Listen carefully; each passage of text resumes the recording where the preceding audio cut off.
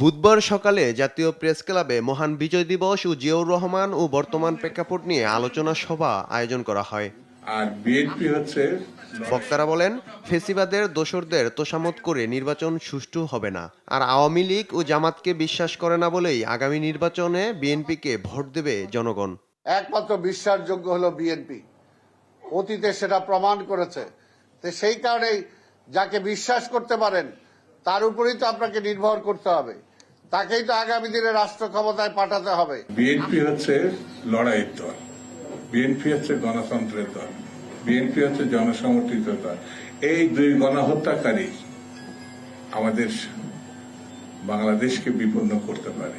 এদিকে জাতীয় প্রেস ক্লাবে বিজয় দিবস উপলক্ষে আলোচনা সভা করে ডেপ নেতারা বলেন, একটি দুটি বিশ্ববিদ্যালয়ের ছাত্র সংসদ নির্বাচনে জয়লাভ করেই জামাতের উৎসব জনগণ ভালোভাবে নিচ্ছে না।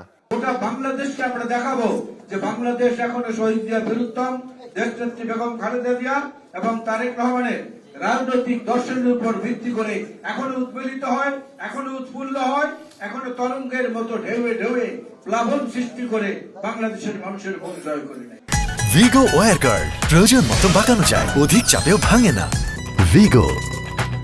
আর বিএনপির স্থায়ী কমিটির সদস্য ডক্টর আব্দুল মহিন খান বলেন, দিবসের পালনের রাজনীতি থেকে বেরিয়ে মানুষের অধিকার প্রতিষ্ঠার রাজনীতি করতে হবে। আওয়ামী লীগ এসে কি করেছে? তারা কিন্তু দেশ সেবার পরিবর্তে তারা যেটা শুরু করেছিল সেটার নাম হচ্ছে আত্মসেবা। তারা একটা রাষ্ট্র ব্যবস্থার পরিবর্তে গণমানুষের কল্যাণে যে রাষ্ট্র ব্যবস্থা তার পরিবর্তে তারা যেটা শুরু করেছিল তার নাম পলিটিক্যাল সায়েন্টিস্টরা দিয়েছেন অলিগার্কি। সমস্যা আসবে, কিন্তু সেই সমস্যা আমাদের মোকাবেলা করতে হবে। আমরা যদি নেতৃত্বের অবস্থানে বসে সমস্যাকে অস্বীকার করি এবং মানুষকে ধোঁকা দেই বা ভাবনা দেই যে সবকিছু সুন্দরভাবে চলছে, তাহলে কিন্তু তারা সেটা মারাত্মক। ফেসিবাদী রাষ্ট্র হিসেবে বাংলাদেশকে বিশ্বের কাছে পরিচিত না করানোর আহ্বানও জানান বিএনপির নেতা।